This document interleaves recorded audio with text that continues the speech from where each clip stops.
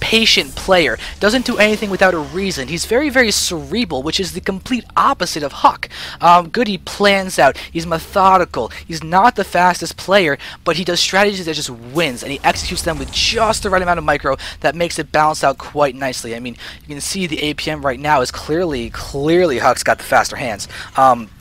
But HuK is the more control-oriented gateway type of player who will do timing pushes, weird things, kind of sometimes just straight up cheesy things, but you know what? It works, and he pulls it off with top 3 control and whatnot. So it's very cool to see these two players duke it out. Unfortunately, the last game it was just a DT rush that just killed GoOdy after GoOdy basically forced HuK to get an early second gas, and then HuK was like, Twilight Council, Dark Shrine, boom, go ahead for 3 DTs, and I win. GoOdy normally plays very safe and patient, but he wasn't in that last game, which is really, really, really interesting to see. Now, let's compare what's going to be happening in this game. We are in Entombed Valley. We do have cross spawns from these players, and that's going to be good for, really, actually, you know what?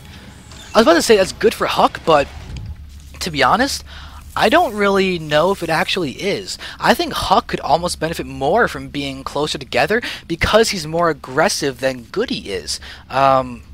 He's more aggressive than GoOdy, but GoOdy may just be going for bio timings and his TVP. Unfortunately, I've not seen him TVP enough as of late to really be able to tell you exactly what I'd be expecting from him.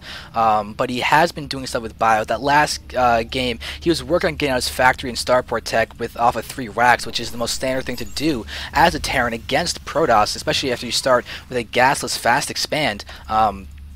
But we'll see exactly what will be taking place. HuK did run in. All he did was check to see if there were gases down. Once he saw no gases, saw the actually command center just when it was getting put down, he then retreats. His probe wants to stay alive, and he just denied a nice bit of scouting from the SCV of GoOdy. As you can see, GoOdy has seen nothing. Literally nothing. He knows the spawning location of HuK, but that's about it.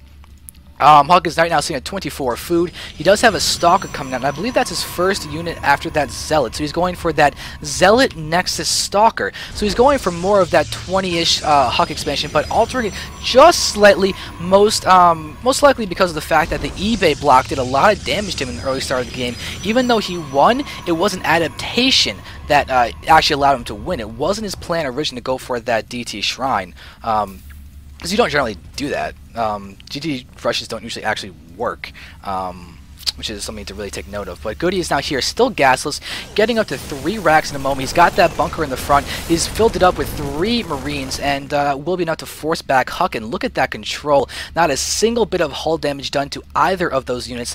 That takes really, really solid precision, timing, and experience to get that right just like that. Well, HuK's got a fair amount of money here. Let's see what we'll be going for. We see gateway, gateway. Will we have another gateway? We do see a 3rd gateway. Will we have a 5th gateway? It looks like we should, actually. And 5th gateway goes down. Will we have a 6th? Will we have a 6th? Will we have a 6th? Looks like no. Let's take a look at the voting, seeing who people think is going to be winning. Right now, wow. Actually, not as one-sided as I thought it was going to be. So HuK is clearly the favorite, but you guys, if you don't know, you can go to zanderfever.tv/vote and let us know who you think will be winning. It will pop up below my just circling cursor here, and I'll be able to keep track of what you guys are thinking, which I think is just really cool. It makes everything a lot more entertaining and fun. Alright, so GoOdy is continuing to run around here and just go for his muling. We see he's added double gas in his main base, so he'll start being able to get his tech out.